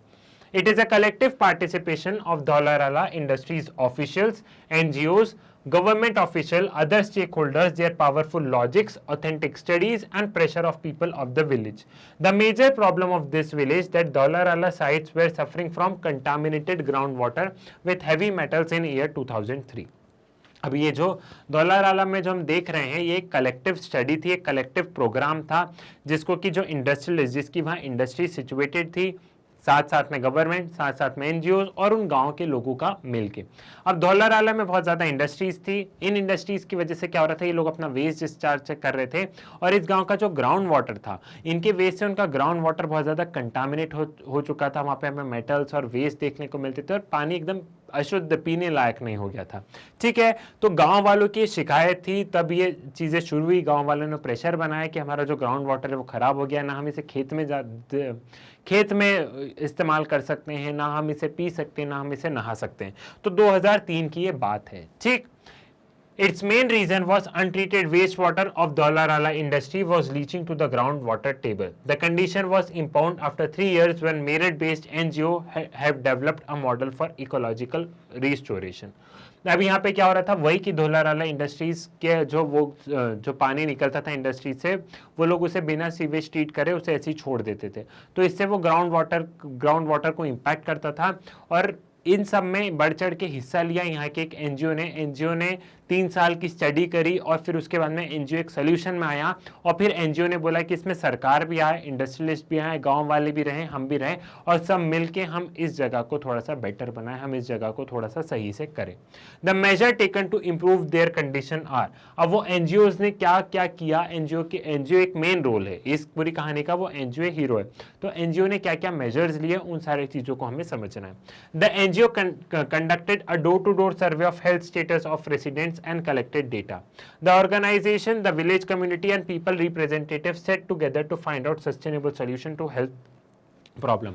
अब एनजीओ ने घर घर जाके डेटा कलेक्ट किया, देखा किस घर में कितने बीमार है, फिर वो डेटा पेश किया इंडस्ट्रियलिस्ट के सामने, सरकार के सामने, कि देखो भैया यहाँ इंडस्ट्रीज है तो हर घर में इतनी समस्या ये है। फिर उस डेटा का क्या किया कि जो पंचायत के लोग हैं, जो गाँव वाले लोग हैं, जो वहाँ के रिप्रेजेंटेटिव है, जो वहाँ के MLAs हैं, जो इंडस्ट्रियलिस्ट हैं, वो सब साथ में बैठे और उन्होंने उस डेटा को स्टडी किया और साथ साथ में वो लोग सोल्यूशंस निकाल रहे थे, कुछ सस्टेनेबल सोल्यूशन जो कि लॉन्ग रन तक बेनिफिशियल रहे, कुछ सस्टेनेबल सोल्यूशंस ये लोग निकाल रहे थे। The industrialist showed a keen interest towards checking the deteriorating ecology. The overhead water tank capacity in village was enhanced and a 900-meter extra pipe was laid to supply potable water to the community. और यहाँ पे industrialist ने भी क्या किया, industrialist भी बढ़ चढ़ के, इंडस्ट्रियलिस्ट ने भी बढ़ चढ़ के सोचा कि हम लोग साथ देंगे। जो पानी की जो टंकी थी, जो वाटर टैंक की जो कैपेसिटी थी उसे बढ़ाया गया, छोटी थी उसे थोड़ा सा बड़ा किया गया। साथ ही साथ में क्या है, 900 मीटर एक्स्ट्रा पाइपलाइन डाली गई। क्यों डाली गई? ताकि जो पीने वाला पानी है ये हर कम्युनिटी में, हर एरिया में पहुंचे। ऐसा नहीं हो कि पर्टिकुलर एक एरिया में रहे, दूर से लोग आए, हर जगह ये पानी पहुंचे। The silted pond of village was cleaned and recharged by desilting it. एक वो पानी जहाँ पे पूरा पार्टिकल्स, पूरा गंदा जो पॉन्ड था, उस पॉन्ड को साफ किया गया मशीन्स टेक्नोलॉजी से और अब उसमें एकदम साफ पानी हो गया। Large quantity of silt was removed, paving to the large quality of water so that it recharged the aquifer. Rainwater harvesting structures have been constructed at different places, which was helped in diluting the contaminants of the groundwater after the monsoon. 1,000 trees have also planted with the improved environment. अब यहाँ पे जितनी भी गंदगी थी वो large quantity of silt हटाया गया। रेन वाटर हार्वेस्टिंग का काम किया गया जगह जगह, ठीक है, 1000 पेड़ लगाए गए और जो एक्विफायर्स वगैरह थे, एक तरीके से जो हम लोग देख रहे थे कि जो जहाँ पानी बहुत ज़्यादा गंदा था, जो जहाँ से पानी का जो मेन सोर्सेज वगैरह थे, उन मेन सोर्सेज को साफ किया गया ताकि वहाँ पे अब जब पानी मिले तो एकदम फ्रेश पानी रहे। तो ये थी दौला राला की क्या थी, एक उनकी केस स्टडी थी कि कैसे एक कम्युनिटी पार्टिसिपेशन ने एक कम्युनिटी पार्टिसिपेशन ने उस एरिया को ठीक किया और इंडस्ट्रियलिस्ट ने नुकसान किया तो पॉल्यूटर पे इंडस्ट्रियलिस्ट को सामने आना भी पड़ा और इंडस्ट्रियलिस्ट ने मतलब रुपए भी लगाए और उस एरिया को साफ भी करने में मदद की। तो एक ये केस स्टडी है। तो जहाँ जहाँ भी ऐसी समस्याएं हैं वहाँ अगर लोग, इंडस्ट्रियलिस्ट, सरकार, वहाँ के पंचायत के लोग या म्यूनिसिपल कॉर्पोरेशन के लोग सब साथ में आ जाए तो हम उस जगह को व्यवस्थित कर सकते हैं। तो ऐसे छोटे छोटे मॉडल वर्क कर सकते हैं। आप दिल्ली में बैठ के कर्नाटका की पॉलिसी नहीं बना सकते कि वहाँ हम पॉल्यूशन कैसे दूर करेंगे, ठीक है। इसलिए जो छोटे छोटे ग्राउंड लेवल पे ऐसे छोटी छोटी पॉलिसीज बननी चाहिए जो कि यहाँ पे इन्वायरमेंट को जो कि इम्प्रूव करने में हेल्प करते हैं, ठीक।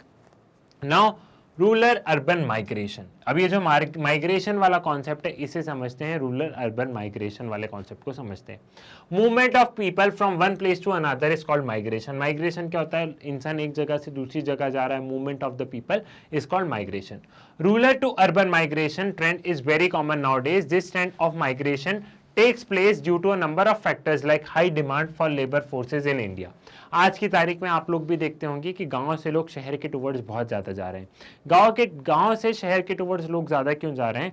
गांव से शहर के टुवर्ड्स लोग ज़्यादा इसलिए जा रहे हैं क्योंकि यहाँ पे क्या है, आज की तारीख में हम लोग ये देख रहे हैं कि लोग रोजगार के चक्कर में, लाइक गांव में इतनी फैसिलिटीज है नहीं, गांव में ये है कि गांव में इतना रोजगार मिल नहीं रहा तो लोग शहर के टुवर्ड्स जा रहे हैं।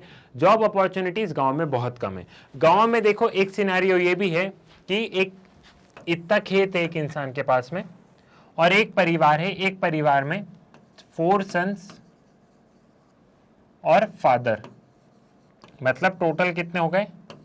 5 लोग हैं, 5 पीपल। और लैंड कितना है? लैंड है 10 एकड़, 10 एकर्स ऑफ लैंड। 10 एकड़ खेत है जिसमें 5 लोग लगे हैं, ठीक है। अब इस 10 एकड़ के खेत में अगर एक इंसान भी काम करेगा तो प्रोडक्टिविटी उतनी होगी और 5 लोग भी करेंगे तो भी प्रोडक्टिविटी उतनी ही होगी। ये तो 5 लोग बस इसलिए कर रहे हैं कि अब और क्या काम करें, बाकी 10 एकड़ का खेत एक अकेला इंसान भी संभाल सकता है, ठीक है। और इससे तो ये होगा कि एक इंसान अगर 10 एकड़ के खेत को संभाल ले और बाकी 4 इंसान कहीं और काम कर ले, कहीं और नौकरी के लिए चले जाएं, तो इनकी इनकम बढ़ नहीं जाएगी। अब इस 10 एकड़ के खेत पे 5 लोग लगे हैं तो प्रोडक्टिविटी तो उतनी ही होना है। जबकि यहाँ पे एक इंसान लगे और चारों इंसान कोई दूसरा काम करे तो इनकी इनकम ऑटोमेटिकली डबल हो जाएगी। तो एक ये वाला जो सिस्टम है ये गांव में देखने को बहुत मिलता है कि एक बाप, उसके 3 बेटे, वो सभी के सब खेती कर रहे हैं। ठीक है, एक बाप खेती कर रहा है, उसका एक बेटा खेती कर लेगा, लेकिन बाकी 2 बेटे को तो बाहर भेजो। तो ये सिस्टम हम आज के तारीख में देख रहे हैं कि गांव से लोग शहर के टुवर्ड्स इसलिए पलायन कर रहे हैं, इसलिए जा रहे हैं क्योंकि वहां जो जॉब अपॉर्चुनिटीज हैं वो जॉब अपॉर्चुनिटीज काफी कम है। Low job opportunities in rural areas, unbalanced pattern of development between rural and urban areas.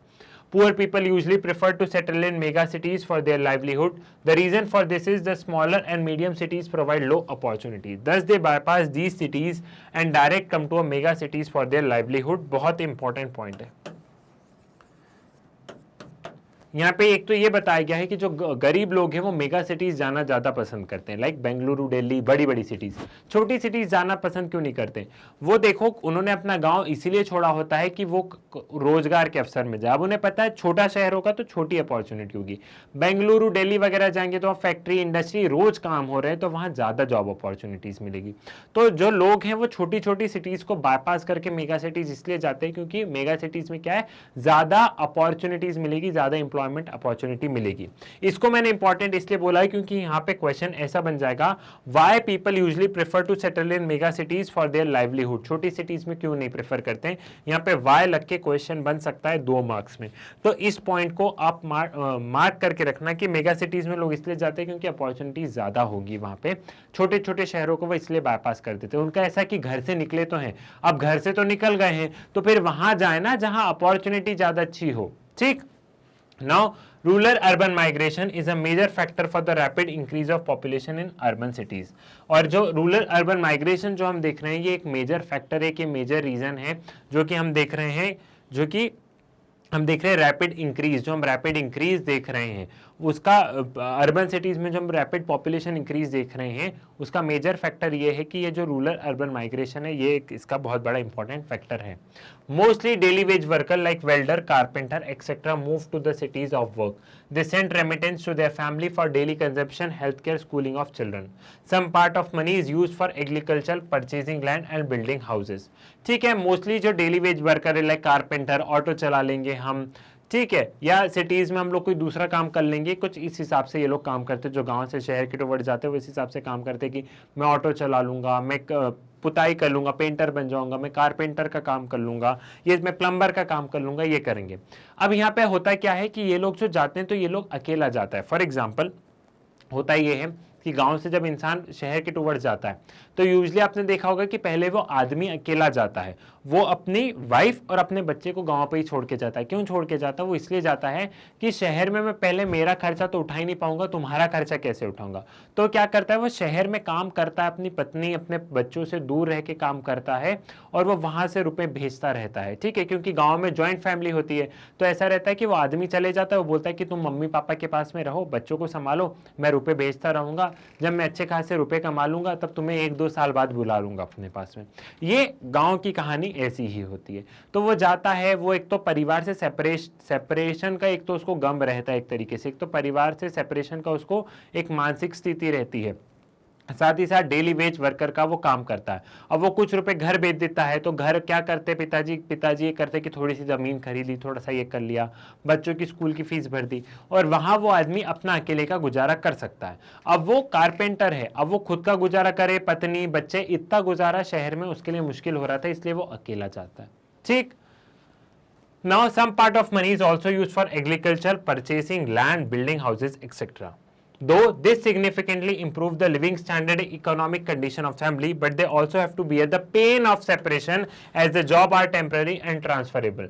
यहाँ पे ये तो हमें देखने को मिल रहा है कि ठीक है, वो इंसान ने रुपए कमाए, रुपए उसने घर भेजे तो पिताजी ने और थोड़ी सी जमीन खरीद ली, तो इकोनॉमिक प्रोग्रेस तो उस इंसान की हुई, लेकिन उस इंसान को क्या, पेन ऑफ सेपरेशन, जो अपने नियर एंड डियर वंस हैं उनसे दूर होने का पेन रहता है। और सेपरेशन इसलिए क्योंकि उनकी जॉब कोई परमानेंट जॉब तो होती नहीं, उन्हें पता आज ये कर रहा हूँ, कल कुछ और करना पड़ेगा, हमें आज यहाँ पे हूँ कल दूसरी जगह जाना पड़ेगा, मेरी बीवी बच्चे को लेके कहाँ कहाँ जाऊँगा और मैं इतना खर्चा कैसे उठाऊंगा, आज मैं अकेला हूँ तो मेरे रुपए बच रहे तो मैं घर रुपए भेज पा रहा हूँ। तो एक ये सिनेरियो हमें देखने को मिलता है। These poor, semi-literate and unskilled people migrating from rural to urban areas usually end up performing low-paid menial jobs in informal sector.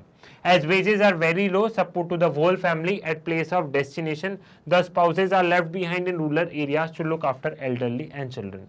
This is why rural-urban migration stream is dominated by the male. ठीक है, वही वाली बात बताई कि ये जो लोग रहते हैं अनस्किल्ड रहते हैं, बेसिकली ये कोई छोटा मोटा काम, ठीक है, कुछ छोटा मोटा काम कर लेंगे, मतलब हम देखते हैं कि ठेला चला रहे हैं या कुछ भी, जो भी तांगा चला रहे हैं, जगह जगह डब्बे दे रहे हैं, तो कुछ भी छोटा मोटा काम करते हैं इनफॉर्मल सेक्टर में और अपनी वाइफ और बच्चे को वहीं छोड़ देते हैं, क्योंकि वही वो इसलिए क्योंकि बाहर जाएंगे तो अभी हमारा ही खर्चा नहीं हो रहा, तुम्हारा कैसा, और तुम घर रहो, तुम माँ बाप क्या सेवा करना, ये तो इसलिए हम लोग देखते हैं कि रूरल अर्बन जो माइग्रेशन हो रही है वो मोस्टली डोमिनेटेड बाय मेल्स। यहाँ पे क्वेश्चन ऐसा आ सकता है, why rural urban migration stream is dominated by males, ये क्वेश्चन मार्क है, तो यहाँ पे आपको रीजन लिखना होगा, क्योंकि वही जो मैंने अभी तक आपको स्टोरी बताई। तो इसलिए हम लोग देखते हैं कि रूरल अर्बन माइग्रेशन हो रहा है, लेकिन मोस्टली मेल्स के द्वारा हो रहा है, कंपेरेबल इक्वली अगर हम देखें तो। By 2050, an estimated 2/3 of world population will live in urban areas, imposing even more pressure on the space of infrastructure and resources of cities, which are manifested in the terms of sanitary, health, crime problem and urban poverty. 2050 में देखेंगे कि 2/3 population जो है वो क्या है, वो urban areas में रहेगी। जो वर्ल्ड की जो 2/3 पॉपुलेशन है वो अर्बन एरियाज में रहेगी, मतलब इंडिया की जो 2/3 पॉपुलेशन है, वर्ल्ड की जो 2/3 पॉपुलेशन है वो इन 2050 जो वर्ल्ड की जो 2/3 पॉपुलेशन है वो कहाँ रहेगी, वो अर्बन एरियाज में रहेगी।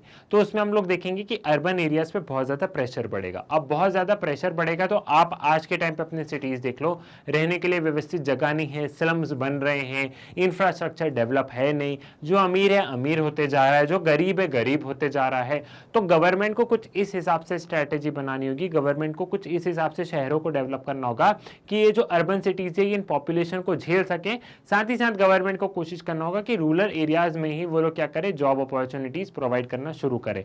तो थोड़ा सा ये माइग्रेशन थमे भी और मतलब थोड़ी सी इसकी स्पीड थोड़ी सी स्लो हो, इस बीच में यहाँ पे अर्बन इंफ्रास्ट्रक्चर आप इतना अच्छा कर लो, जो सैनिटरी फैसिलिटी है, जो हेल्थ फैसिलिटी आप इसको इतनी अच्छी इंप्रूव कर लो, हॉस्पिटल्स खोलो, सैनिटरी फैसिलिटीज इंप्रूव करो, आप लोगों के लिए बिल्डिंग्स बना के दो, स्लम्स में दोगे तो फिर वही वाली बात आ गई कि फिर उस एरिया को डेवलप करो, मतलब एक बार में डेवलप करो लेकिन व्यवस्थित तौर पे करो।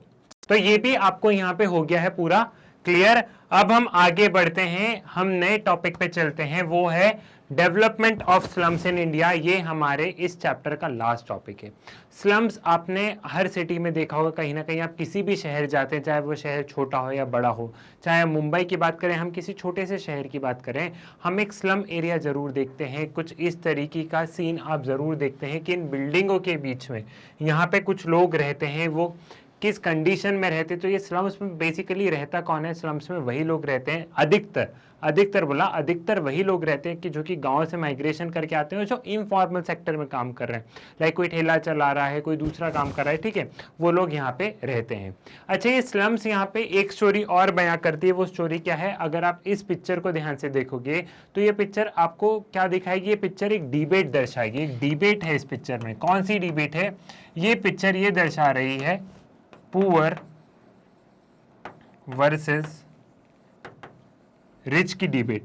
कि आप कोई भी शहर को देखोगे तो आप कोई किसी भी सिटी को देखोगे तो उस सिटी के हमें दो हिस्से देखने को मिलते हैं। एक तरफ तो ये बिल्डिंग्स हमें देखने को मिलती है, एक तरफ तो हमें ऐसा लगता है यहाँ पे बहुत अमीर लोग रह रहे हैं, और दूसरी तरफ हमें ये एरिया देखने को मिलता है जहाँ पे वो गरीब लोग रह रहे हैं।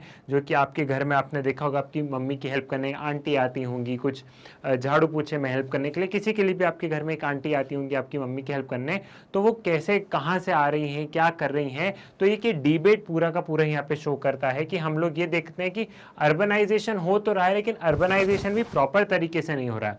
हम लोग देखते हैं कि गवर्नमेंट इन लोगों के लिए कुछ बिल्डिंग्स वगैरह बनाती है तो शहर के बहुत बाहर बना देगी कि ये लोग काम ही ना कर पाए, क्योंकि इनका काम तो शहर में रहता है ना, फिर आप बिल्डिंग्स वगैरह भी शहर में ही बनाओ, ठीक है। और ये पूरी की पूरी एक डिबेट नजर आती है। आपकी बुक में एक चीज और दी गई है, धारावी के बारे में बताया गया कि एशिया का लार्जेस्ट स्लम है। धारावी कहाँ है, धारावी है मुंबई में, ये एशिया का लार्जेस्ट स्लम है। और एक क्लिपिंग है, 1 toilet for for 1440 people at Dharavi. ठीक है, एक टॉयलेट 1000 लोगों पे है, आप 1000 ही समझ लो। ठीक है, मतलब 440 छोड़ दो, एक टॉयलेट में 1000 लोगों पे एक टॉयलेट है, ये स्थिति है धारावी की। अच्छा, देखा जाए तो धारावी मुंबई का एक बैकबोन भी है। बैकबोन क्यों है? अगर धारावी नहीं होती तो धारावी से बहुत सारे लोग निकल रहे हैं, लोगों के घर काम पे जा रहे हैं, कोई प्लम्बर, कोई कारपेंटर, बहुत तरीके के काम कर रहे हैं। अगर धारावी नहीं होना तो मुंबई एक तरीके से रुक जाएगा। लेकिन धारावी एशिया का लार्जेस्ट स्लम्स है। गवर्नमेंट ने बहुत बार कोशिश भी की है, लेकिन वो यहाँ से मतलब यहाँ से लोगों को हटा नहीं पा रहे हैं। वो गवर्नमेंट के प्रोजेक्ट भी कुछ इस तरीके से नहीं है।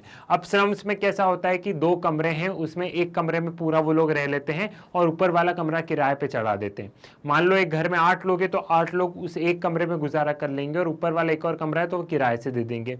ये स्थिति कुछ इस तरीके से धारावी की है। बारिश में पूरा पानी भर जाता है, मच्छर हो रहे हैं, बीमारियां फैल रही है, ऊपर से आपने क्लिपिंग्स देख ही ली है, साथ ही साथ कच्चे मकान है, ऊपर टीन है, छत नहीं है। तो ये पूरी एक स्लम्स की स्थिति है। लेकिन इन स्लम्स के कारण देखें तो ये हमारा जो अर्बनाइजेशन का ये बैकबोन, मतलब कि ये काम करने वाले लोग वहां पे रहते हैं, और अगर ये लोग ही नहीं रहेंगे तो काम कैसे होगा। बट इनका एक प्रॉपर रिहैबिलिटेशन प्लान होने चाहिए। तो ये पूरा स्लम्स का था। इसका मैंने डिटेल में और कहाँ बताया, इसका मैंने डिटेल में, जैसे कि मैंने आपको बताया कि टॉपिक वाइज एक्सप्लेनेशन अगर आप लोग देखेंगे तो डिटेल में इसके बारे में सारी चीजें बताई गई है। आई होप क्लियर है, आपको ये पूरा चैप्टर बहुत अच्छे से समझ में आ गया है।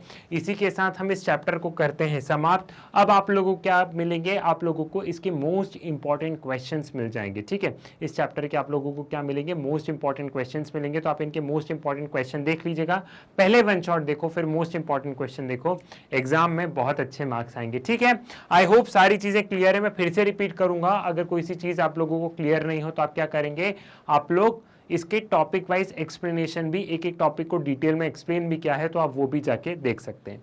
सो मैग्नेट ब्रेन्स की वीडियो आप लोग यूट्यूब से तो एक्सेस कर सकते हैं, बट बहुत बार ये होता है कि आपको यूट्यूब पे वीडियो नहीं मिल पाते हैं। तो इसका सोल्यूशन भी मैग्नेट ब्रेन्स लेके आया है, वो है मैग्नेट ब्रेन्स की वेबसाइट। मैग्नेट ब्रेन्स की वेबसाइट पे पहुंचने के लिए सिंपली आप लोग गूगल पे जाइए। गूगल पे क्या करना है, गूगल पे आपको magnetbrains.com लिख के सर्च पर क्लिक करना है। जैसे ही आप magnetbrains.com लिख के सर्च पर क्लिक करेंगे, कुछ इस तरीके का इंटरफेस आपको नजर आएगा।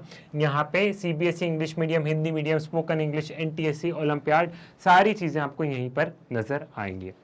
इसमें सपोज कीजिए कि आप सीबीएसई इंग्लिश मीडियम पर जाते हैं, यहाँ पर सभी क्लासेस आपको ओपन अप मिल जाएंगी, क्लास केजी से लेके क्लास 12th तक।